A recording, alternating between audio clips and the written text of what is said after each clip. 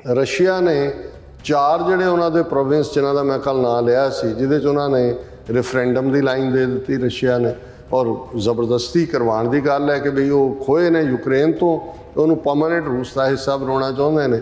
ਉਹਨਾਂ ਨੂੰ one liner ਇਹੀ ਹੈ ਜੀ, ਕੀ ਤੁਸੀਂ ਰੂਸ ਦਾ ਹਿੱਸਾ ਬਣਨਾ ਚਾਹੁੰਦੇ ਹੋ? UN ਚੀਫ ਵਾਰਨਸ ਰਸ਼ੀਆ ਅਗੇਂਸਟ ਐਨੈਕਸੇਸ਼ਨ ਇਨ ਯੂਕਰੇਨ। ਰੂਸ ਕਹਿ ਰਿਹਾ ਜੀ ਦੇਖੋ ਅਸੀਂ ਤਾਂ ਲੋਕਾਂ ਨੂੰ ਅਪਰਚੁਨਿਟੀ ਦੇ ਰਹੇ ਕਿ ਜੀ ਉਹ ਹੁਣ ਰੈਫਰੈਂਡਮ ਨਾਲ ਸਾਡੇ ਨਾਲ ਜੁੜਨਗੇ। ਯੂਕਰੇਨ ਕਹਿ ਰਿਹਾ ਕਿ ਵੀ ਇਹ ਬਿਲਕੁਲ ਸ਼ੈਮ ਹੈ, ਉਹਨੂੰ ਲੋਕਾਂ ਨੂੰ ਫੋਰਸ ਕੀਤਾ ਜਾ ਰਿਹਾ ਵੋਟ ਕਰਨ ਦੇ ਲਈ, ਤੇ ਵੈਸਟ ਵੀ ਉਹਨੂੰ ਕੰਡੈਮ ਕਰ ਰਿਹਾ। Western countries America, Europe Russia ਨੂੰ ਇੰਟਰਨੈਸ਼ਨਲ ਕ੍ਰਿਮੀਨਲ ਕੋਰਟ 'ਚ ਲਿਜਾਣਾ ਚਾਹੁੰਦੇ ਨੇ, ICC 'ਚ, ਔਰ UN ਸਿਕਿਉਰਿਟੀ ਕੌਂਸਲ 'ਚ ਇਸ਼ੂ ਆਇਆ ਕਿ ਭਾਈ ਇਹ ਵਾਰ ਕ੍ਰਾਈਮ ਕਮਿਟ ਕੀਤੇ ਨੇ।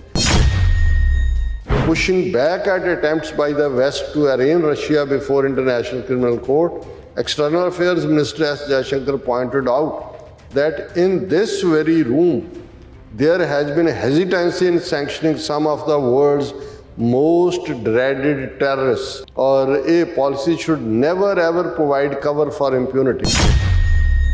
India is neither a signatory to the Rome Statute nor a member of the ICC, he said in a bid to distance India from the West call to bring Russia before International Criminal Court. India ਦਾ ਹਾਲ ਇਹ ਹੈ ਕਿ ਹੁਣ UN security council 'ਚ ਜਦੋਂ ਇਹ issue ਆਇਆ ਕਿ ਭਾਈ international criminal court 'ਚ ਵੀ ਯੂਕਰੇਨ ਦਾ ਰੈਫਰੈਂਡਮ ਵੀ, ਤੇ ਪਿੱਛੋਂ ਇਹਨਾਂ ਨੂੰ ਖਾਲਿਸਤਾਨ ਦਾ ਰੈਫਰੈਂਡਮ ਵੀ ਜਿਹੜਾ ਉਹ ਬੋਦਰ ਕਰ ਰਿਹਾ।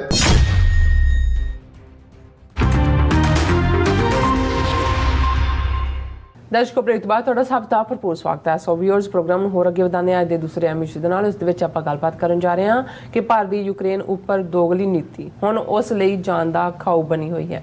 ਇੱਕ ਪਾਸੇ ਰੂਸ ਵੱਲੋਂ ਯੂਕਰੇਨ ਦੇ ਖੋਏ ਇਲਾਕਿਆਂ ਵਿੱਚ ਰੈਫਰੈਂਡਮ ਅਤੇ ਦੂਸਰੇ ਪਾਸੇ ਖਾਲਿਸਤਾਨ ਰੈਫਰੈਂਡਮ ਭਾਰਤ ਲਈ ਚੱਕੀ ਦੇ ਦੋ ਪੁੜਾਂ ਵਿੱਚ ਪਿਸਣ ਵਾਂਗ ਹੈ। ਸੋ ਬੁਖਲਾਏ ਹੋਏ ਭਾਰਤੀ ਵਿਦੇਸ਼ ਮੰਤਰੀ ਨੇ ਯੂਨਾਈਟਿਡ ਨੇਸ਼ਨ ਸਿਕਿਉਰਿਟੀ ਕੌਂਸਲ ਨੂੰ ਦੰਬੀ ਯਾਨੀ ਕਿ ਹਿਪੋਕਰੇਟ ਹੋਣ ਦਾ ਸਰਟੀਫਿਕੇਟ ਦਿੱਤਾ ਹੈ। ਸੋ ਇਸ ਬਾਰੇ ਆਪਾਂ ਗੱਲਬਾਤ ਕਰਨ ਜਾ ਰਹੇ ਹਾਂ। ਸੋ ਅਸੀਂ ਚਾਹਾਂਗੇ ਕਿ ਤੁਸੀਂ ਨਾਲ ਇਸੇ ਤਰ੍ਹਾਂ ਹੀ ਬਣੇ ਰਹਿਣਾ। ਦੇਖਣ ਸੁਣਨੇ ਜਾਂ ਲਿਖਣੇ ਤੁਹਾਡਾ ਸਭ ਦਾ ਬਹੁਤ ਬਹੁਤ ਧੰਨਵਾਦ। ਜੀ ਰਾਜ ਸਾਹਿਬ, ਕੀ ਕਹਿਣਾ ਚਾਹੋਗੇ? ਦੇਖੋ, ਯੂਨਾਈਟਿਡ ਨੇਸ਼ਨਸ ਜਨਰਲ ਅਸੈਂਬਲੀ ਦਾ ਸੈਸ਼ਨ ਚੱਲ ਰਿਹਾ ਹੈ।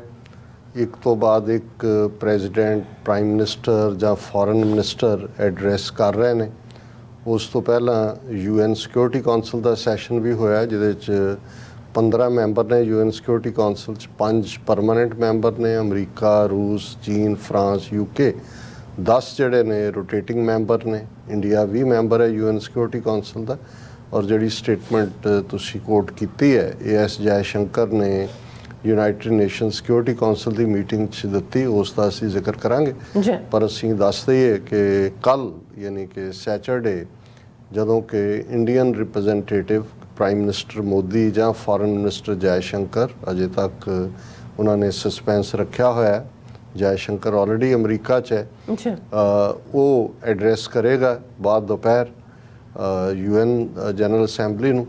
ਔਰ ਇਸ ਮੌਕੇ ਦੇ ਉੱਤੇ ਈਸਟ ਕੋਸਟ ਸਿੱਖ ਕੋਆਰਡੀਨੇਸ਼ਨ ਕਮੇਟੀ ਵੱਲੋਂ ਮੇਨ ਸਾਰੇ ਗੁਰਦੁਆਰਿਆਂ ਦੇ ਸਹਿਯੋਗ ਨਾਲ, ਜਿਨ੍ਹਾਂ 'ਚ ਮੁੱਖ ਤੌਰ 'ਤੇ ਗੁਰਦੁਆਰਾ ਰਿਚਮੰਡ ਹਿਲ ਕਲਚਰਲ ਸੁਸਾਇਟੀ, ਜਿੱਥੋਂ ਬੱਸ ਦਾ ਵੀ ਪ੍ਰਬੰਧ ਕੀਤਾ ਗਿਆ ਹੈ, ਇੱਕ ਜ਼ੋਰਦਾਰ ਪ੍ਰੋਟੈਸਟ ਜਿਹੜਾ ਹੈ ਉਹ UN ਦੇ ਬਾਹਰ ਹੋਏਗਾ। ਉਸ ਦੀ ਐਡ ਵੀ ਚੱਲ ਰਹੀ ਹੈ।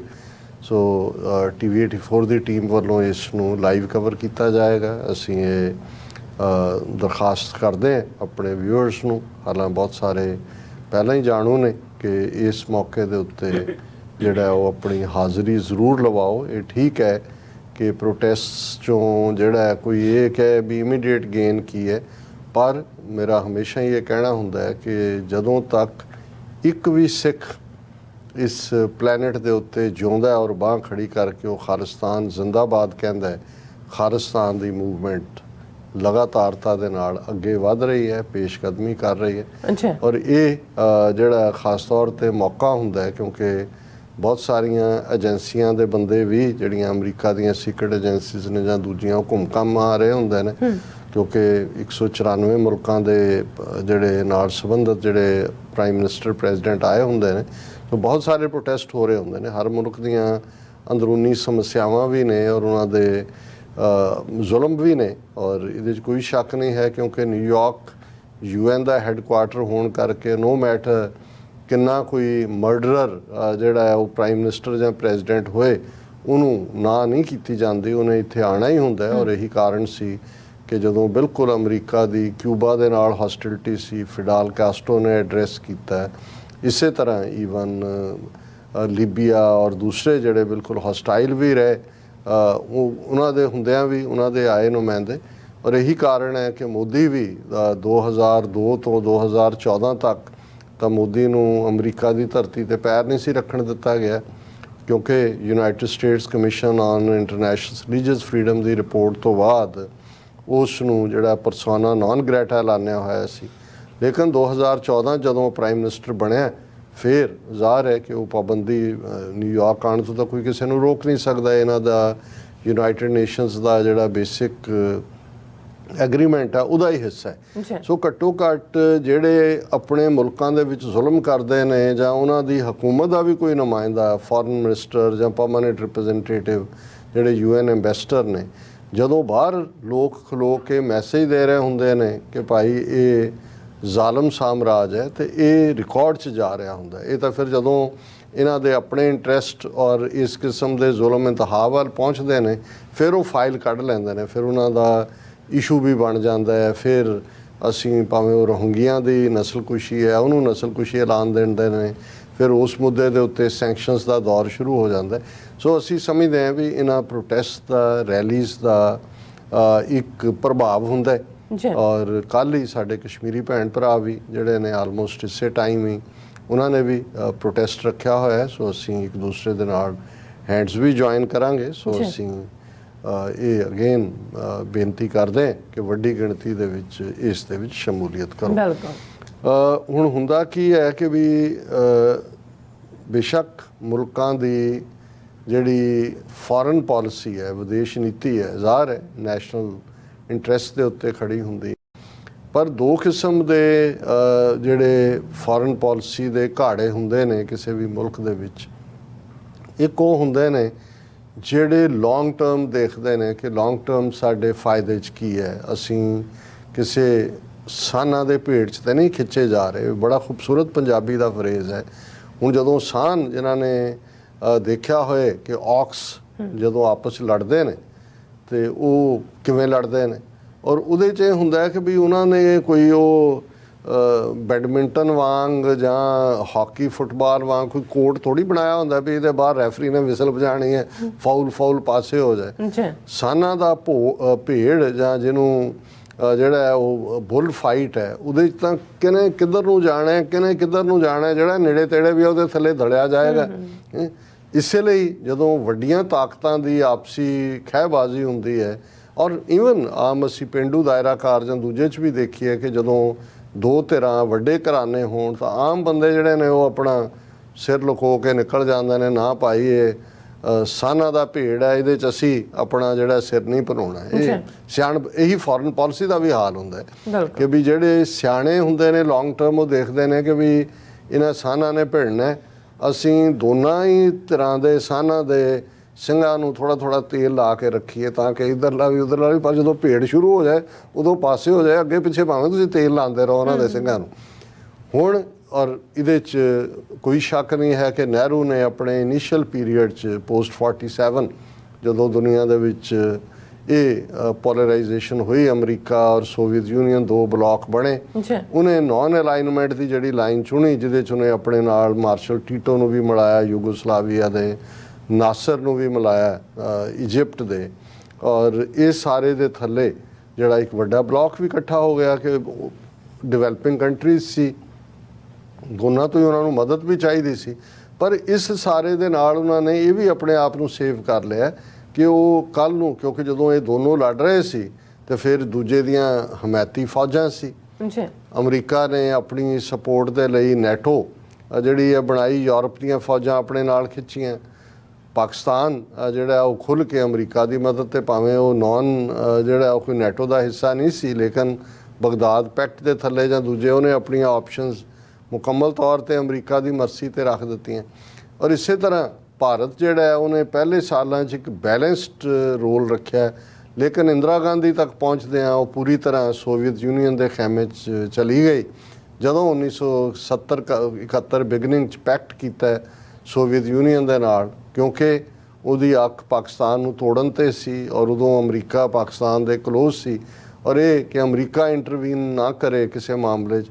ਉਸ ਤੋਂ ਪਹਿਲਾਂ ਹੀ ਸੋਵੀਅਤ ਯੂਨੀਅਨ ਨਾਲ ਉਸ ਕਿਸਮ ਦਾ ਡਿਫੈਂਸ ਪੈਕਟ ਜਿਹੜਾ ਸੋਵੀਅਤ ਯੂਨੀਅਨ ਦਾ ਹੰਗਰੀ, ਚੈਕੋਸਲੋਵਾਕੀਆ, ਪੋਲੈਂਡ ਵਗੈਰਾ ਦੇ ਨਾਲ ਸੀ। ਸੋ ਇਹ ਫਸਟ ਡ੍ਰਿਫਟਿੰਗ ਸੀ ਇੰਡੀਆ ਦੀ ਟੁਵਰਡ ਸੋਵੀਅਤ ਯੂਨੀਅਨ। ਫਿਰ ਅਸੀਂ ਦੇਖਦੇ ਹਾਂ ਕਿ ਭਾਈ ਉਹ ਵੱਧਦੀ ਚਲੀ ਗਈ। ਬੇਸ਼ੱਕ ਜਦੋਂ 1999-90 ਤੱਕ ਜਦੋਂ ਇਹ ਟੁੱਟਦਾ ਸੋਵੀਅਤ ਯੂਨੀਅਨ, ਉਦੋਂ ਤੱਕ ਬਹੁਤ ਸਾਰਾ ਜਿਹੜਾ ਉਹਨਾਂ ਦਾ ਫੌਜੀ, ਡਿਫੈਂਸ, ਇਕਨੋਮਿਕਲ, ਦੂਜਾ ਤੀਜਾ ਉਹ ਦਾਇਰਾਕਾਰ ਤਾਂ ਹੈ ਹੀ ਸੀ। ਲੇਕਿਨ ਇਸ ਸਾਰੇ ਦੇ ਬਾਵਜੂਦ ਜੇ ਇਕਨੋਮਿਕਲੀ ਦੇਖੀਏ ਤਾਂ ਜੇ ਮੈਂ ਗਲਤ ਨਾ ਹੋਵਾਂ ਤੇ ਅੱਜ ਦੇ ਰਸ਼ੀਆ ਨਾਲ ਵੀ ਇੰਡੀਆ ਦਾ 10 ਜਾਂ 12 ਬਿਲੀਅਨ ਡਾਲਰ ਦਾ ਹੀ ਟ੍ਰੇਡ ਹੈ। ਹੁਣ ਜਿਹੜੇ ਨਵੇਂ ਹਾਕਮ ਆਏ ਉਹਨਾਂ ਨੂੰ ਲੱਗਾ ਕਿ ਵੀ ਹੁਣ ਇਹ ਪਾਸਾ ਜਿਹੜਾ ਹੈ ਉਹ ਢਿੱਲਾ ਹੁੰਦਾ ਜਾਂਦਾ, ਅਮਰੀਕਾ ਵੱਲ ਝੁਕਣੇ ਸ਼ੁਰੂ ਹੋਏ।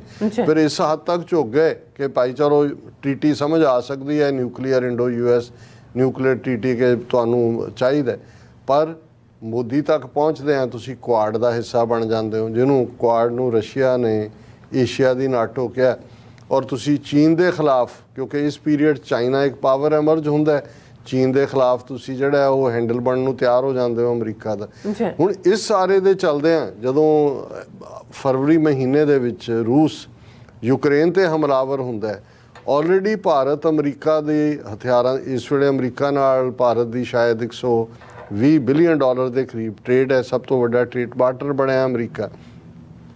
ਔਰ ਅਮਰੀਕਨ ਹਥਿਆਰ ਵੀ ਲੈਣੇ ਸ਼ੁਰੂ ਕਰ ਦਿੱਤੇ, ਲੌਜਿਸਟਿਕਸ ਸ਼ੇਅਰਿੰਗ ਵੀ ਸ਼ੁਰੂ ਹੋ ਗਈ, ਕੁਆਡ ਦੇ ਥੱਲੇ ਵੀ ਸ਼ੁਰੂ ਹੋ ਗਿਆ, ਪੈਸੀਫਿਕ ਇੰਡੋ ਪੈਸੀਫਿਕ ਦੀ ਪਾਲਿਸੀ 'ਚ ਵੀ ਉਹਦਾ ਹਿੱਸਾ ਬਣ ਗਏ। ਸੋ ਜ਼ਾਹਰ ਹੈ ਵੀ ਅਜੇ ਤੱਕ ਤੁਹਾਡੀ ਪਿੱਛੋਂ ਤਾਂ ਜਾਨ ਛੁੱਟੀ ਨਹੀਂ ਰੂਸ ਤੋਂ, ਕਿਉਂਕਿ ਤੁਹਾਡੀ 80% ਤੋਂ ਜ਼ਿਆਦਾ ਇਕਵਿਪਮੈਂਟ ਦੀ ਮੇਨਟੇਨੈਂਸ ਉਹਨਾਂ ਦੇ ਕੋਲ ਹੈ। ਇਸੇ ਤਰ੍ਹਾਂ ਤੁਹਾਡੇ ਕੋਲ ਆਪਣਾ ਆਇਲ ਤਾਂ ਹੈ ਨਹੀਂ, ਤੁਹਾਡਾ ਬਹੁਤ ਥੋੜ੍ਹਾ ਇੰਡੀਆ 'ਚ ਹੁੰਦਾ, ਬਾਹਰੋਂ ਹੀ ਮੰਗਵਾਉਣਾ ਪੈਂਦਾ। ਹੁਣ ਇਸ ਸਾਰੇ ਦੇ ਚੱਲਦੇ ਆ ਜਿਹੜੀ ਫਿਰ ਨੀਤੀ, ਜਦੋਂ ਯੂਕਰੇਨ ਤੇ ਰਸ਼ੀਆ ਹਮਲਾਵਰ ਹੋਇਆ, ਭਾਰਤ ਦੇ ਲਈ ਇਹ ਇੱਕ ਵੱਡਾ ਮਸਲਾ ਬਣਿਆ। ਉਹਨੇ ਪਹਿਲਾਂ ਤਾਂ ਸੇਵ ਕੀਤਾ ਰਸ਼ੀਆ ਨੂੰ, UN ਸਿਕਿਉਰਿਟੀ ਕੌਂਸਲ 'ਚ ਵੀ 2 ਵਾਰ ਜਿਹੜਾ ਹੈ ਉਹ ਐਗਰੈਸਰ ਕਹਿਣ ਤੋਂ ਇਨਕਾਰ, ਫਿਰ ਅਮਰੀਕਾ ਨੇ ਬਾਂਹ ਮਰੋੜੀ। ਉਹਦਾ ਨਤੀਜਾ ਸੀ ਕਿ ਵੀ ਫਿਰ ਜਦੋਂ ਜ਼ੈਲੈਂਸਕੀ ਦੇ ਥਰੂ ਵੀਡੀਓ ਚੈਟ ਬੋਲਣ ਦਾ ਮਾਮਲਾ ਆਇਆ, ਰਸ਼ੀਆ ਨੂੰ ਡਿਫੀਟ ਹੋਈ, ਕਿਉਂਕਿ ਇੰਡੀਆ ਇੱਧਰ ਆ ਗਿਆ, 14 ਨੇਸ਼ਨ ਇੱਕ ਪਾਸੇ, ਰਸ਼ੀਆ ਇਕੱਲਾ ਰਹਿ ਗਿਆ। ਹੁਣ ਅਸੀਂ ਦੇਖਦੇ ਹਾਂ ਕਿ ਭਾਈ ਇਹ ਗੱਲ ਜਦੋਂ ਸ਼ੰਘਾਈ ਕਾਰਪੋਰੇਸ਼ਨ ਆਰਗੇਨਾਈਜੇਸ਼ਨਸ ਦੀ ਮੀਟਿੰਗ ਹੋਈ, ਉਸ ਦੇ ਵਿੱਚ ਜਿਹਨੂੰ ਵੈਸਟ ਨੇ ਵੀ ਬੜਾ ਪ੍ਰਚਾਰਿਆ, ਫਰਾਂਸ ਦੇ ਪ੍ਰੈਜ਼ੀਡੈਂਟ ਨੇ ਵੀ ਮੋਦੀ ਦੀ ਤਾਰੀਫ ਕੀਤੀ, ਅਮਰੀਕਨ ਸਟੇਟ ਡਿਪਾਰਟਮੈਂਟ ਨੇ ਵੀ ਕੀਤੀ, ਔਰ ਇੰਟਰਨੈਸ਼ਨਲ ਮੀਡੀਆ ਨੇ ਵੀ ਕੀਤਾ। ਔਰ ਉਹ ਸੀ ਕਿ ਜੀ ਮੋਦੀ ਨੇ ਪੁਤਿਨ ਨੂੰ ਕਿਹਾ ਉਸ ਮੀਟਿੰਗ 'ਚ ਕਿ ਹੁਣ ਜਿਹੜਾ ਉਹ ਜੰਗਾਂ ਦਾ ਜ਼ਮਾਨਾ ਨਹੀਂ ਹੈ, ਇਹ ਨਹੀਂ ਹੈ। ਔਰ ਇਸ ਦਾ ਇੰਨਾ ਕੁ ਪ੍ਰਚਾਰ ਹੋਇਆ ਕਿ ਜ਼ਾਹਰ ਹੈ ਕਿ ਵੀ ਵਿਦਨ ਸਿਕਿਉਰਿਟੀ ਕੌਂਸਲ ਮੀਟਿੰਗ ਵੀ ਇਹ ਇਸ਼ੂ ਉੱਠਿਆ, ਔਰ ਰੂਸ ਨੇ ਵੀ ਬਾਂਹ ਮਰੋੜੀ ਹੋਣੀ ਹੈ ਕਿ ਵੀ ਤੁਸੀਂ ਸਾਨੂੰ ਕਦੋਂ ਤੋਂ ਐਡਵਾਈਸ ਦੇਣ ਲੱਗ ਗਏ। ਹੁਣ ਇਸ ਸਾਰੇ ਦੇ ਚੱਲਦੇ ਆ 2 ਜਿਹੜੀਆਂ ਨਿਊਜ਼ ਮੇਨਲੀ ਅਸੀਂ ਦੇਖਦੇ ਹਾਂ। ਇੱਕ ਪਾਸੇ ਤਾਂ ਇੰਡੀਆ ਦੇ ਜਿਹੜਾ ਹੁਣ ਉਹ ਡੈਮੇਜ ਕੰਟਰੋਲ ਕਰ ਰਿਹਾ ਹੈ, ਉਸ ਸਟੇਟਮੈਂਟ ਨੂੰ ਲੈ ਕੇ ਜਿਹੜੀ ਮੋਦੀ ਨੇ ਦਿੱਤੀ ਐਡਵਾਈਸ ਪੁਤਿਨ ਨੂੰ, ਔਰ ਇਹ ਖਬਰ ਹੈ West cherry picking PM Modi's not the time for war comment, no change in Indo-Russia ties and why। ਹੁਣ ਭਾਰਤ ਦਾ ਐਂਬੈਸਡਰ ਆਲ ਦਾ ਵੇ ਆਊਟ ਜਾਂਦਾ ਹੈ ਕਹਿਣ ਦੇ ਲਈ ਕਿ ਭਾਰਤ ਦੀ ਰੂਸ ਪ੍ਰਤੀ ਨੀਤੀ ਦੇ ਵਿੱਚ ਕੋਈ ਫਰਕ ਨਹੀਂ ਆਇਆ। ਔਰ ਇਹ ਜਿਹੜੀ ਮੋਦੀ ਨੇ ਕਿਹਾ ਇਹ ਚੈਰੀ ਪਿਕਿੰਗ ਕੀਤਾ। ਚੈਰੀ ਪਿਕਿੰਗ ਹੁੰਦਾ ਵੀ ਜੇ ਤੁਹਾਡੇ ਸਾਹਮਣੇ ਇੱਕ ਚੈਰੀਜ਼ ਦਾ ਬਾਲ ਰੱਖਿਆ ਹੋਇਆ ਹੈ ਖਾਣ ਲਈ, ਤੇ ਤੁਸੀਂ ਉਹਦੇ 'ਚੋਂ ਕੁਛ ਆਪਣੇ ਜਿਹੜੇ ਤੁਹਾਨੂੰ ਲੱਗਦਾ ਵੀ ਪ੍ਰੋਪਰ ਉਹ ਚੁਣ ਲਓ ਔਰ ਕਰ ਲਓ ਕਿ ਆਪਣੀ। ਮਤਲਬ ਇਹ ਹੈ ਜੀ ਮੋਦੀ ਨੇ ਤਾਂ ਬਹੁਤ ਕੁਛ ਕਿਹਾ ਸੀ, ਇਹਨਾਂ ਨੇ ਚੈਰੀ ਪਿਕਿੰਗ ਕੀਤੀ ਹੈ ਜਿਹੜੀ ਇਹਨਾਂ ਨੂੰ ਸੂਟ ਕਰਦੀ। ਆਫ ਕੋਰਸ ਡਿਪਲੋਮੇਸੀ ਦੀ ਦੁਨੀਆ 'ਚ ਚੈਰੀ ਪਿਕਿੰਗ ਹੁੰਦੀ ਹੈ। ਜਿਹੜਾ ਕਾਮੈਂਟ ਹੁਣ ਇੰਨੀ ਲੰਬੀ ਚੌੜੀ ਸਟੇਟਮੈਂਟ ਇੰਡੀਆ ਨੇ ਕੈਨੇਡਾ ਦੇ ਹਵਾਲੇ ਨਾਲ ਕਹੀ ਹੈ, ਅਸੀਂ ਆਫ ਕੋਰਸ ਉਹੀ ਪਿਕ ਕੀਤਾ ਜੋ ਸਾਨੂੰ ਸੂਟ ਕਰਦਾ। ਹੁਣ ਇੱਕ ਪਾਸੇ ਤਾਂ ਇਹ ਔਨ ਦਾ ਡਿਫੈਂਸਿਵ ਹੋ ਗਏ ਕਿ ਵੀ ਜਿਹੜਾ ਮਾੜਾ ਮੋਟਾ ਉਸ ਸਟੇਟਮੈਂਟ ਰਾਹੀਂ ਅਸਰ ਉਹਨਾਂ ਨੂੰ ਇਹ ਲੱਗਾ ਕਿ ਵੀ ਇਹ ਤਾਂ ਰੂਸ ਹੱਥੋਂ ਨਿਕਲ ਰਿਹਾ। ਹੁਣ ਦੂਸਰਾ UN ਸਿਕਿਉਰਿਟੀ ਕੌਂਸਲ 'ਚ ਵੱਡਾ ਇਸ਼ੂ ਜਦੋਂ ਕਿ ਸੈਸ਼ਨ ਚੱਲ ਰਿਹਾ, ਰਸ਼ੀਆ ਨੇ 4 ਜਿਹੜੇ ਉਹਨਾਂ ਦੇ ਪ੍ਰੋਵਿੰਸ ਜਿਨ੍ਹਾਂ ਦਾ ਮੈਂ ਕੱਲ੍ਹ ਨਾਂ ਲਿਆ ਸੀ, ਜਿਹਦੇ 'ਚ ਉਹਨਾਂ ਨੇ ਰੈਫਰੈਂਡਮ ਦੀ ਲਾਈਨ ਦੇ ਦਿੱਤੀ ਰਸ਼ੀਆ ਨੇ ਔਰ ਜ਼ਬਰਦਸਤੀ ਕਰਵਾਉਣ ਦੀ ਗੱਲ ਹੈ ਕਿ ਬਈ ਉਹ ਖੋਏ ਨੇ ਯੂਕਰੇਨ ਤੋਂ ਤੇ ਉਹਨੂੰ ਪਰਮਾਨੈਂਟ ਰੂਸ ਦਾ ਹਿੱਸਾ ਬਣਾਉਣਾ ਚਾਹੁੰਦੇ ਨੇ। ਉਹਨਾਂ ਨੂੰ ਵਨ ਲਾਈਨਰ ਇਹੀ ਹੈ ਜੀ ਕੀ ਤੁਸੀਂ ਰੂਸ ਦਾ ਹਿੱਸਾ ਬਣਨਾ ਚਾਹੁੰਦੇ ਹੋ। ਔਰ ਇਸ ਦੇ ਉੱਤੇ ਜਿਹੜਾ ਉਹ ਈਵਨ UN ਚੀਫ ਨੇ ਵੀ ਕਿਹਾ, UN ਚੀਫ ਵਾਰਨਸ ਰਸ਼ੀਆ ਅਗੇਂਸਟ ਐਨੈਕਸੇਸ਼ਨ ਇਨ ਯੂਕਰੇਨ ਕਿ ਤੁਸੀਂ ਐਨੈਕਸ ਕਰਨਾ ਚਾਹੁੰਦੇ ਹੋ, ਸਾਨੂੰ ਕਬੂਲ ਨਹੀਂ ਹੈ। ਔਰ ਇਹ ਜਿਹੜਾ ਦੂਸਰਾ Ukraine says residents coerced into Russian annexation vote. West condemns sham. Moscow maintains that the referendums offer an opportunity for people in the region to express their views. ਹੁਣ ਇਹ ਤਿੰਨ ਪੋਜੀਸ਼ਨਸ ਨੇ। ਰੂਸ ਕਹਿ ਰਿਹਾ ਜੀ ਦੇਖੋ ਅਸੀਂ ਤਾਂ ਲੋਕਾਂ ਨੂੰ ਓਪਰਚੁਨਿਟੀ ਦੇ ਰਹੇ ਕਿ ਜੀ ਉਹ ਹੁਣ ਰੈਫਰੈਂਡਮ ਨਾਲ ਸਾਡੇ ਨਾਲ ਜੁੜਨਗੇ, ਔਰ ਯੂਕਰੇਨ ਕਹਿ ਰਿਹਾ ਕਿ ਵੀ ਇਹ ਬਿਲਕੁਲ ਸ਼ੈਮ ਹੈ, ਉਹਨਾਂ ਲੋਕਾਂ ਨੂੰ ਫੋਰਸ ਕੀਤਾ ਜਾ ਰਿਹਾ ਵੋਟ ਕਰਨ ਦੇ ਲਈ, ਤੇ ਵੈਸਟ ਵੀ ਉਹਨੂੰ ਕੰਡੈਮ ਕਰ ਰਿਹਾ। ਹੁਣ ਇੰਡੀਆ ਦੇ ਸਾਹਮਣੇ ਇਹ ਜਿਹੜਾ ਇਸ ਕਿਸਮ ਦਾ ਇਸ਼ੂ ਬਣ ਗਿਆ ਕਿ ਵੈਸਟ ਜੋ ਕੁਛ ਹੁਣ ਸਾਹਮਣੇ ਆਇਆ, ਜਿਹੜੇ ਇਲਾਕੇ ਲਿਬਰੇਟ ਕਰਾਏ ਨੇ 8000 ਸਕੁਅਰ ਕਿਲੋਮੀਟਰ ਟੈਰੀਟੋਰੀ ਯੂਕਰੇਨ ਨੇ ਵਾਪਸ ਲਈ ਹੈ ਰਸ਼ੀਆ ਤੋਂ, ਉਹਦੇ 'ਚ ਆਇਆ ਕਿ ਮਾਸ ਗਰੇਵਸ ਮਾਰ ਕੇ ਕਿੰਨੇ ਬੰਦੇ ਦੱਬੇ ਹੋਏ ਨੇ ਔਰ ਕਿਵੇਂ ਜ਼ੁਲਮ ਕੀਤੇ ਨੇ। ਹੁਣ western countries America, Europe Russia ਨੂੰ ਇੰਟਰਨੈਸ਼ਨਲ ਕ੍ਰਿਮੀਨਲ ਕੋਰਟ 'ਚ ਲਿਜਾਣਾ ਚਾਹੁੰਦੇ ਨੇ ICC 'ਚ, ਔਰ UN ਸਿਕਿਉਰਿਟੀ ਕੌਂਸਲ 'ਚ ਇਸ਼ੂ ਆਇਆ ਕਿ ਭਾਈ ਇਹ ਵਾਰ ਕ੍ਰਾਈਮ ਕਮਿਟ ਕੀਤੇ ਨੇ। ਹੁਣ ਇਹ ਹੁੰਦਾ ਕਿ ਭਾਈ ਤੁਸੀਂ ਜਿਹੜਾ ਨਾ ਇਧਰ ਕੇ ਰਹੇ ਨਾ ਉਧਰ ਕੇ ਰਹੇ ਵਾਂਗ ਇਹਨਾਂ ਦਾ ਇੰਡੀਆ ਦਾ ਹਾਲ ਇਹ ਹੈ ਕਿ ਹੁਣ UN ਸਿਕਿਉਰਿਟੀ ਕੌਂਸਲ 'ਚ ਜਦੋਂ ਇਹ ਇਸ਼ੂ ਆਇਆ ਕਿ ਭਾਈ ਇੰਟਰਨੈਸ਼ਨਲ ਕ੍ਰਿਮੀਨਲ ਕੋਰਟ 'ਚ ਵੀ ਯੂਕਰੇਨ ਦਾ ਰੈਫਰੈਂਡਮ ਵੀ ਤੇ ਪਿੱਛੋਂ ਇਹਨਾਂ ਨੂੰ ਖਾਲਿਸਤਾਨ ਦਾ ਰੈਫਰੈਂਡਮ ਵੀ ਜਿਹੜਾ ਉਹ ਬੋਦਰ ਕਰ ਰਿਹਾ, ਕਿਉਂਕਿ ਜੇ ਇਧਰ ਉਹਨੂੰ ਐਂਡੋਰਸ ਕਰਦੇ ਨੇ ਰਸ਼ੀਅਨ ਨੂੰ ਤੇ ਫਿਰ ਤੁਹਾਡੇ ਲੋਕਾਂ ਨੂੰ ਵੀ ਹੱਕ ਹੈ, ਤੇ ਜੇ ਵਿਰੋਧ ਕਰਦੇ ਨੇ ਤੇ ਇਹਦੇ ਬਾਵਜੂਦ ਰਸ਼ੀਆ ਗੋ ਹੈਡ ਕਰ ਰਿਹਾ, ਇਹਦਾ ਮਤਲਬ ਹੈ ਤੁਸੀਂ ਕਰੀ ਜਾਓ ਵਿਰੋਧ, ਖਾਲਿਸਤਾਨ ਰੈਫਰੈਂਡਮ ਦਾ ਆਪਣੇ ਤੁਰੇਗਾ ਹੀ ਆਪਣੇ ਮੰਜ਼ਲੇ ਮਕਸੂਦ ਵੱਲ। ਹੁਣ ਇਹਦੇ 'ਚੋਂ ਇਹ ਸਟੇਟਮੈਂਟ ਆਉਂਦੀ ਹੈ, India calls out United Nation Security Councils double standards on rights violation, ਕਿ ਜੀ ਜਿਹੜਾ ਰਸ਼ੀਆ ਨੂੰ ICC 'ਚ ਲਿਜਾਣ ਦੀ ਗੱਲ ਹੋ ਰਹੀ ਹੈ ਉਹਦੇ 'ਚ ਜੈ ਸ਼ੰਕਰ ਇਹ ਕਹਿ ਰਿਹਾ ਕਿ ਦੇਖੋ pushing back at attempts by the West to arraign Russia before International Criminal Court, External Affairs Minister S. Jaishankar pointed out that in this very room there has been hesitancy in sanctioning some of the world's most dreaded terrorists, or a policy should never ever provide cover for impunity. ਹੁਣ ਇਸ ਤੋਂ ਪਹਿਲਾਂ ਪਾਕਿਸਤਾਨ ਔਰ China ਨੂੰ ਠਿੱਠ ਕਰਨ ਲਈ India ਨੇ ਇੱਕ ਦੋ ਨਾਂ ਦੇ ਕੇ ਜੀ ਇਹ ਦਹਿਸ਼ਤਗਰਦ ਨੇ, ਇਹਨਾਂ ਨੂੰ ਦਹਿਸ਼ਤਗਰਦਾਂ ਦੀ ਲਿਸਟ ਪਾਓ, ਚਾਈਨਾ ਨੇ ਰੋਕ ਦਿੱਤਾ। ਹੁਣ ਇਹ ਚਾਈਨਾ ਦੇ ਉੱਤੇ ਵੀ ਜੈਬ ਕਰ ਰਿਹਾ ਪਰ ਆਪਣੀ ਹੈਲਪਲੈਸਨੈਸ ਵੀ ਦਿਖਾ ਰਿਹਾ ਕਿ ਜੀ UN ਸਿਕਿਉਰਿਟੀ ਕੌਂਸਲ ਤਾਂ ਡਬਲ ਸਟੈਂਡਰਡ ਹੈ, ਹਿਪੋਕਰੇਟ ਹੈ ਕਿ ਦੇਖੋ ਦਹਿਸ਼ਤਗਰਦ ਮੰਨਣ ਨੂੰ ਤਿਆਰ ਨਹੀਂ, ਹੁਣ ਰਸ਼ੀਆ ਨੂੰ ਇੰਟਰਨੈਸ਼ਨਲ ਕ੍ਰਿਮੀਨਲ ਕੋਰਟ 'ਚ ਲਿਜਾ ਰਹੇ ਨੇ। ਔਰ ਫਿਰ ਇਕੱਲਾ ਇੱਥੇ ਹੀ ਨਹੀਂ ਇੰਡੀਆ ਰੁਕਿਆ, ਉਹਨਾਂ ਨੇ ਆਪਣੇ ਹੱਥ ਵਾਸ਼ ਕਰ ਲਏ। ਉਹਨਾਂ ਨੇ ਕਿਹਾ ਜੀ India is neither a signatory to the Rome Statute nor a member of the ICC, he said in a bid to distance India from the West called to bring Russia before International Criminal Court. ਉਹਨੇ ਕਿਹਾ ਜੀ ਅਸੀਂ ਜਿਹੜਾ ਇਹ ICC ਦਾ ਅਸੀਂ ਤਾਂ member ਹੀ ਨਹੀਂ ਹੈਗੇ, ਇਹਦਾ ਮਤਲਬ ਅਸੀਂ ਮਾਨਤਾ ਹੀ ਨਹੀਂ ਦਿੰਦੇ ਜੇ ਉਹਨੂੰ ਰਸ਼ੀਆ ਨੂੰ ਗਿਲਟੀ ਵੀ ਬਣਾ ਦੇ, ਫਿਰ ਰੋਮ ਸਟੈਚੂਟ ਉਹਨੂੰ ਵੀ ਅਸੀਂ ਸਾਈਨ ਨਹੀਂ ਕੀਤਾ ਹੈ। ਸੋ ਇਹ ਹੁੰਦਾ ਹੈ ਕਿ ਜਦੋਂ ਤੁਸੀਂ ਆਪਣੀ ਔਕਾਤ ਤੋਂ ਵੱਧ ਕੇ ਕੁਛ ਕਰਨ ਦੀ ਕੋਸ਼ਿਸ਼ ਕਰਦੇ ਹੋ, ਅਕਸਰ ਸਾਡੇ ਮਿੱਤਰ ਸ਼ੇਖ ਸਾਹਿਬ ਇਹ ਫਰੇਜ਼ ਯੂਜ਼ ਕਰਦੇ ਹੁੰਦੇ ਸੀ, ਔਰ ਇਹਦੇ ਨਾਲ ਹੀ ਮੈਂ ਕਨਕਲੂਡ ਕਰਦਾ ਕਿ ਕੱਟ ਯੋਰ ਐਂਬੀਸ਼ਨ ਬਾਈ ਯੋਰ ਲਿਮਿਟੇਸ਼ਨ। ਔਰ ਸਾਡੇ ਪੰਜਾਬੀ 'ਚ ਕਹਿੰਦੇ ਨੇ ਚਾਦਰ ਦੇਖ ਕੇ ਪੈਰ ਪਸਾਰੋ। ਜੇ ਕੱਦ ਤੁਹਾਡਾ 6 ਫੁੱਟ ਹੈ ਤੇ ਜਿਹੜੀ ਤੁਹਾਨੂੰ ਸੌਣ ਲਈ ਚਾਦਰ 5 ਫੁੱਟ ਦੀ ਦਿੱਤੀ ਹੈ, ਬਜਾਏ ਕਿ ਅੱਧੇ ਪੈਰ ਬਾਹਰ ਹੋਣ, ਫਿਰ ਥੋੜ੍ਹੀਆਂ ਗੋਡੇ ਜੋੜ ਲਓ ਤਾਂ ਕਿ ਚਾਦਰ ਦੇ ਵਿੱਚ ਆ ਜਾਓ। ਜੀ ਰਾਜ ਸਾਹਿਬ ਤੁਹਾਡਾ ਬਹੁਤ ਬਹੁਤ ਸ਼ੁਕਰੀਆ। ਸਾਥ ਲੈਣੇ ਬ੍ਰੇਕ ਫਿਓਰਸ ਤੁਸੀਂ ਇਸੇ ਤਰ੍ਹਾਂ ਬਣੇ ਰਹਿਣਾ, ਮਿਲਦੇ ਹਾਂ ਛੋਟੇ ਜਿਹੇ ਬ੍ਰੇਕ ਤੋਂ ਬਾਅਦ।